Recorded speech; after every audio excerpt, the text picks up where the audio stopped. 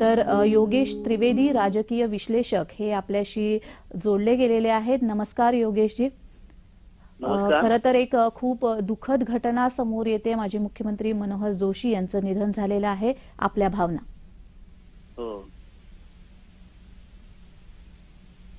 भारतीय राजकारणातला एक सुसंस्कृत चेहरा, एक अभ्यासू व्यक्तिमत्व आपण गमावलेलं आहे।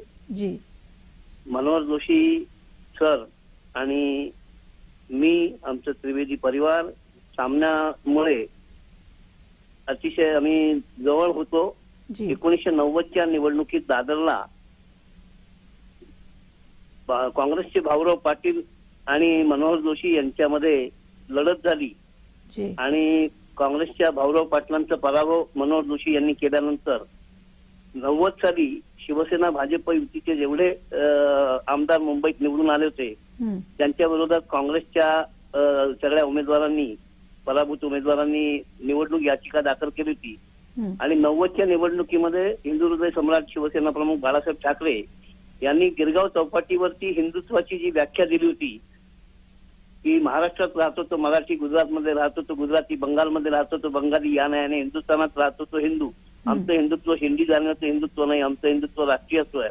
आणि ती व्याख्या मुंबई उच्च न्यायालयामध्ये मनोहर जोशींच्या निवडणूक खटल्यामध्ये मी मनोहर जोशींचे वकील जय चिनॉय यांनी शिताफीनं ती माझ्या तोंडून वधवून घेतली आणि त्या व्याख्येच्या आधारावरती 11 डिसेंबर 1995ला मनोहर जोशी मुख्यमंत्री असताना सर्वोच्च न्यायालयाने जस्टिस JS वर्मा यांनी त्यांना निर्दोष मुक्त केले आणि हिंदुत्वाची त्यांची जी निवडणूक होती ती त्यांनी निवडणुकीत हिंदुत्वाचा धर्माचा आधार घेतलेला नाही आणि हा बाळासाहेबांची जी व्याख्या होती ती त्यांनी कायम केली आणि मनोहर जोशींची निर्दोष मुक्तता केली। आणि मनोहर जोशींनी एक निष्ठावंत राजकारणी आजच्या जमान्यामध्ये आपण बघितला तर निष्ठावंत राहिला तर तो किती सर्वोच्च पदापर्यंत पोहोचतो त्याचं एक ज्वलंत उदाहरण आहे।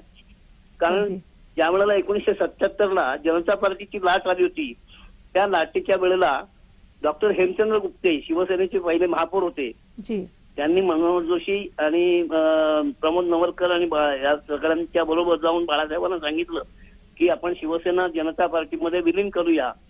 तर बाळासाहेबांनी सांगितलं की शिवसेनेचं अस्तित्व कायम राहील, तुम्हाला जायचं तर तुम्ही जा।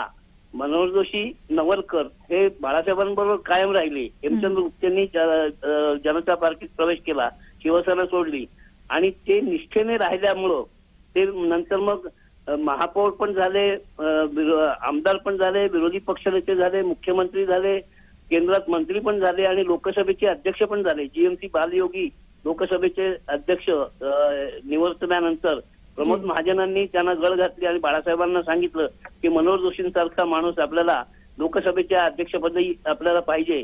आणि त्यावेळेला मनोहर जोशी अटल बिहारी वाजपेयी पंतप्रधान असताना लोकसभेचे अध्यक्ष झाले आणि त्यांच्या काळामध्ये संसदेच्या त्यावेळेच्या मध्यवर्ती सभागृहामध्ये स्वातंत्र्यवीर सावरकर यांचं तैलचित्र जे कुमार कदम ज्येष्ठ पत्रकार त्यांच्या पत्नी चंद्रकला कुमार कदम यांनी जे तैलचित्र तयार केलं होतं त्या तैलचित्राचं अनावरण राष्ट्रपती डॉक्टर APJ अब्दुल कलाम, पंतप्रधान अटल बिहारी वाजपेयी आणि मनोहर जोशी लोकसभेचे अध्यक्ष असताना त्यावेळेला ते झालेलं होतं। आणि हा सुसंस्कृत चेहरा त्यांनी म्हणजे मुंबईचे महापौर असताना एक तुम्हाला सांगतो की एक पाऊल पुढे ही योजना त्यांनी आखली। म्हणजे एक पाऊल पुढे याचा अर्थ काय, कचऱ्याच्या कुंडीच्या पर्यंत माणूस जातो, कचरा टाकतो, परंतु तो कचरा फेकल्यानंतर त्या कचऱ्याच्या कुंडीच्या भोवती ती कचऱ्याची रांगोळी तयार होते। तुम्ही एक पाऊल जर पुढे टाकलं तर कचरा त्या कुंडीमध्ये व्यवस्थित जाऊ शकतो। ही त्यांनी योजना त्यावेळेला केली। स्वच्छ मुंबई, हरित मुंबई आणि अनेक योजना त्यांनी केल्या। महाराष्ट्राचं मुख्यमंत्रीपद त्यांनी घेतल्यानंतर 14 मार्च 1995ला त्यांनी शपथ घेतली, गोपीनाथ मुंडे उपमुख्यमंत्री झाले आणि त्यावेळेला त्यांनी 2 महत्वाच्या योजना आखल्या। मराठी, याचा परवा 27 तारखेला जागतिक मराठी भाषा गौरव दिन आहे, तर त्यावेळेला म्हणजे महाराष्ट्राच्या प्रशासनामध्ये मराठी भाषा ही अंमलात यावी याच्यासाठी आतापर्यंत प्रत्येक मुख्य सचिव मुख्यमंत्र्यांकडे मुदतवाढ घेत होते परंतु ज्यावेळेला मनोहर जोशी मुख्यमंत्री झाले मार्च 1995ला, त्यावेळेला त्यांच्या समोर ते मुख्य सचिवांनी नसती आणली, नसती म्हणजे फाईल, तर ती त्यांनी फेकून दिली आणि सांगितलं 1 मे पासून महाराष्ट्राच्या व्यवहारामध्ये मराठी भाषा ही आलीच पाहिजे. आणि कवी कुसुमाग्रज यांनी जे सांगितलं होतं की मराठी भाषा ही फाटक्या वस्त्रांशी मंत्रालयाच्या दाराशी प्रतिष्ठा मिळावी म्हणून, 6व्या मजल्यावर प्रतिष्ठा मिळावी म्हणून तात्काळच उभी आहे, तर तिला सन्मानानं प्रतिष्ठापित करण्याचं काम हे डॉक्टर मनोहर गजानन जोशी यांनी केलं. शिवसेनेवरती त्यांनी डॉक्टरेट मिळवली. काल आज आणि उद्या नावाचा ग्रंथ त्यांनी लिहिला आणि शिवसेनेवरती पहिली PhD करणारे डॉक्टर मनोहर जोशी आहेत. अशा अनेक घटना आहेत.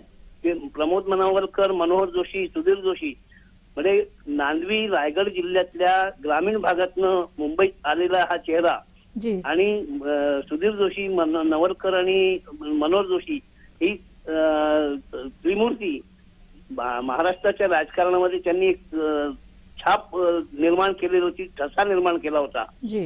आणि अतिशय म्हणजे सांगण्यासारख्या गोष्टी अनेक आहेत की मनोहर जोशी आणि गोपीनाथ मुंडे यांची जुगलबंदी, मनोहर जोशी नवलकर यांची जुगलबंदी, दादर आणि गिरगाव याच्यातला सुसंवाद आणि त्यांचं जे काय म्हणजे अशा अनेक गोष्टी आहेत. म्हणून मी त्यावेळेला लेख लिहिला होता, मनोहर जोशी म्हणजे झाले भाऊ होतील भाऊ, परंतु या हा संघर्षाच्या भट्टीत तावून सुलाखून निघालेला हा आधुनिक चाणक्य आज आपण गमावलेला आहे.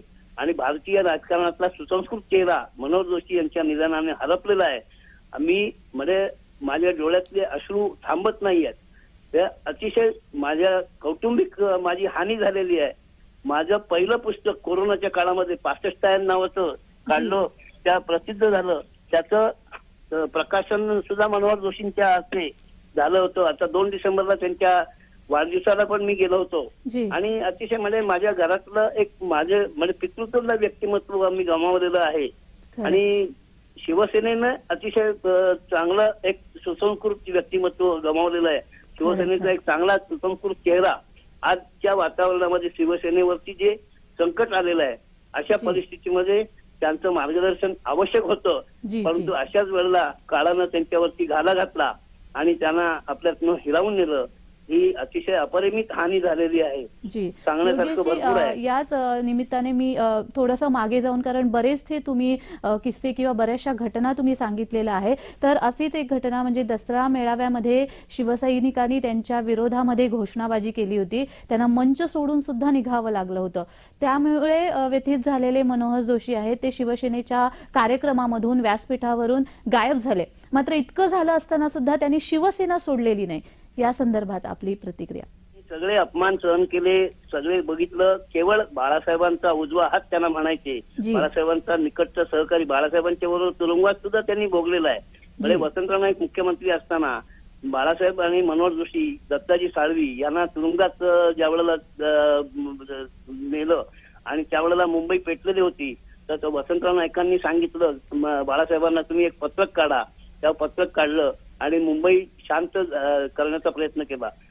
मनोहर जोशींनी बाळासाहेबांच्या पाठीशी सावलीसारखे ते उभे राहिले. अनेक त्यांनी धक्के सहन केले, अनेक अपमान सहन केले, परंतु त्यांनी पक्षनिष्ठा जी काय असते ती त्यांनी दाखवून दिली. जी जी. मुख्यमंत्री एकनाथ शिंदे हे जेव्हा मनोहर जोशी यांची भेट घेतली होती तेव्हा त्यांना आपल्या गटात घेण्याचा प्रयत्न देखील केला. मात्र मनोहर जोशी यांनी त्यांनाही काही प्रतिसाद न दिला. शिवसेनेमध्ये राहणंच त्यांनी पसंत केलं. म्हणजे एकूणच बाळासाहेब ठाकरे आणि शिवसेना यांच्यातील अतूट प्रेम जे होतं त्यामुळेच ते शिवसेनेमध्ये असल्याचं बोललं जात होतं. योगेशजी. हो बरोबर आहे. आणि त्यांनी पण कितीही जरी प्रलोभनं त्यांच्या समोर आली पक्षांतर करण्यासाठी, तर त्यांना त्यांच्यावरती दबाव जरी आला, पण त्यांनी बाळासाहेबांची साथ सोडली नाही. उद्धव ठाकरेंना त्यांनी मार्गदर्शन केलं. हे आपण जो किस्सा सांगितला त्या बाळासाहेबांनी, तुम्हाला आठवत असेल, बाळासाहेबांनी एकदा शिवसेना प्रमुख पदाचा राजीनामा दिला.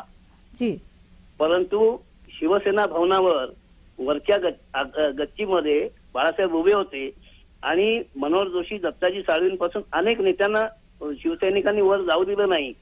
आणि बाळासाहेबांनी शिवसैनिकांना सांगितलं की तुम्ही मला जर समजा प्रमुख म्हणून मानत असाल आणि तुम्ही मानत असला, तुमच्या आग्रहाखातर मी शिवसेना प्रमुख पद मी सोडलेलं पुन्हा मी शिवसेना प्रमुख पदावर राहण्यास तयार आहे. जी परंतु मी जी माणसं नेमलेली आहेत नेते म्हणून त्या लोकांचा अपमान तुम्ही करू नका. त्यावेळेला ज्या सगळ्या लोकांना नेत्यांना रोखलेलं होतं जी त्या सगळ्यांना त्यांच्याबरोबर जे वर प्रवेश करण्यासाठी परवानगी शिवसैनिकांनी दिली होती. जी हा एक महत्वाचा किस्सा त्यावेळेचा आहे. अगदीच अगदीच. योगेशजी, तुम्ही जसं म्हणालात की तुमची ही खूप मोठी कौटुंबिक हानी आहे असं तुम्ही म्हणालात, तर अशी एखादी म्हटलं त्यांचं दुःखद निधन झालंय, ही जेव्हा घटना ऐकली त्यानंतर सगळ्यात अशी आठवलेली गोष्ट जवळची मनोहर जोशी यांच्या, तुम्ही काय सांगाल? अच्छा, एक गोष्ट अशी सांगता येणार नाही तुम्हाला. मी अंबरनाथला राहत होतो. तुम्हाला मी सांगतो की पक्षीय राजकारणाच्या याच्यामध्ये एक घटना अशी होती की अंबरनाथमध्ये शिवसेना भाजप युती होती आणि अंबरनाथमध्ये पूर्व आणि पश्चिम असा जोडणारा उड्डाणपूल होता. त्या उड्डाणपुलाचं उद्घाटन 7 जानेवारी 1996 मनोहर जोशी मुख्यमंत्री आणि उपमुख्यमंत्री गोपीनाथ मुंडे यांच्या हस्ते होणार होतं. परंतु त्या पक्षीय राजकारणाच्या याच्यामुळे त्यांना इथून वंचित करण्याचा प्रयत्न करण्यात आला. परंतु 7 जानेवारीला सकाळी 7:30 वाजता त्यावेळेला साप्ते गुरुजी होते मनोहर जोशींचे खासगी सचिव. तर त्यांना मी वर्षा बंगल्यावरती मी दूरध्वनीवरून संपर्क साधला आणि मी सांगितलं, म्हटलं असं आहे. तर ते म्हणाले आता काय, तर ते म्हणाले योगेश तू दुसऱ्या क्रमांकावर फोन कर, मी सरांना जोडून देतो, सर निघायच्या तयारीत आहेत. सर निघाले होते टिटवाळ्याच्या गणपतीच्या दर्शनाला. आणि महत्वाचं म्हणजे त्यावेळेला 7 जानेवारी 1996 म्हणजे अंबरनाथमध्ये सगळी तयारी झाली होती. शिवसेतू हा उड्डाणपूल याचं उद्घाटन करण्यासाठीची तयारी सगळी नगरपालिकेने केली होती. त्यावेळेला मी मनोहर जोशींना त्यावेळेला मी फोन करून सांगितलं की सर तुम्ही मुलाकडे जाताय, वडिलांनी काय पाप केलंय, त्यांच्यावर अन्याय काय करताय. तर म्हणजे योगेश तू काय बोलतोस मला लक्षात येत नाही. म्हटलं तुम्ही ह्याला टिटवाळ्याच्या गणपतीला जाताय, अंबरनाथच्या शंकराने काय पाप केलं. तर ते म्हणाले की मी यायला तयार आहे, तू सांग मला, तू मला ह्यांना फोन कर, राम कापसेना मला फोन करायला सांग. राम कापसे त्यावेळेला भारतीय जनता पक्षाचे ज्येष्ठ नेते. आणि मग मी त्यावेळेला कसं ट्रंक कॉल होते, मोबाईल वगैरे नव्हते आणि मी सामन्यात होतो त्यावेळेला. आणि त्यावेळेला मग मी असं म्हणजे झोपेतनच मी फोन फिरवले सगळीकडे आणि नंतर मग उठलो आणि मग त्या साबीरबाई त्यावेळेला कामगार मंत्री होते आणि कामगार मंत्री योगेशजी, वेळेचं बंधन असल्यामुळे मला तुम्हाला थांबवावं लागतंय. धन्यवाद तुम्ही दिलेल्या या भावना तुम्ही ज्या व्यक्त केल्या त्या संदर्भात.